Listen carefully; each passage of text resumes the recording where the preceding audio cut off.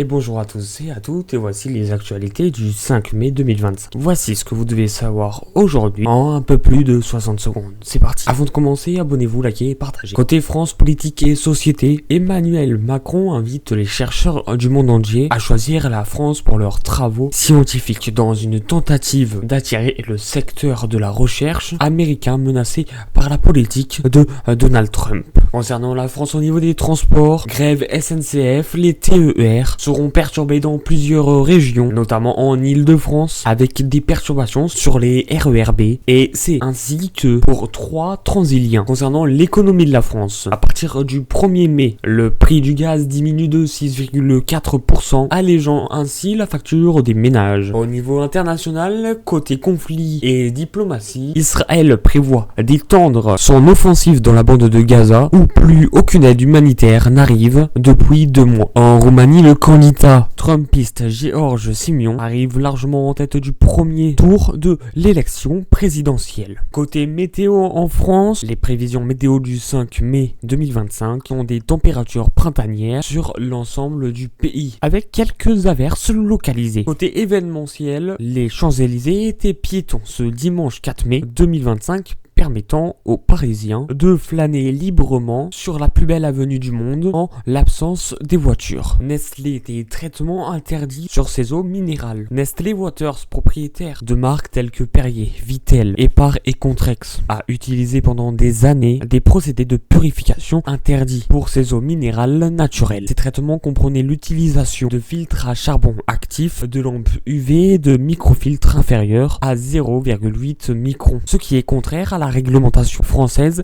qui exige que les eaux minérales naturelles soient microbiologiquement saines, sans traitement. Le gouvernement informé, mais silencieux. Dès 2021, des représentants de Nestlé ont rencontré des membres du gouvernement français, notamment le cabinet de la ministre de l'Industrie de l'époque, Agnès Pannier-Runacher, pour discuter de ces pratiques. Plutôt que de saisir la justice, les autorités ont choisi de gérer la situation en interne. En 2023, la réglementation a été discrètement assouplie pour permettre l'utilisation de certains microfiltres. Malgré les avertissements de l'Agence nationale de sécurité sanitaire, autrement dit ANSES, sur la qualité insuffisante des eaux concernées. Face à ces révélations, des accusations, des associations de défense des consommateurs telles que Foodwatch ont déposé des plaintes pour tromperie. Une commission d'enquête parlementaire a été lancée pour faire la lumière sur cette affaire, mettant en cause la transparence des autorités et la protection des consommateurs. Ce scandale y soulève des questions sur la régulation des eaux minérales en France et la responsabilité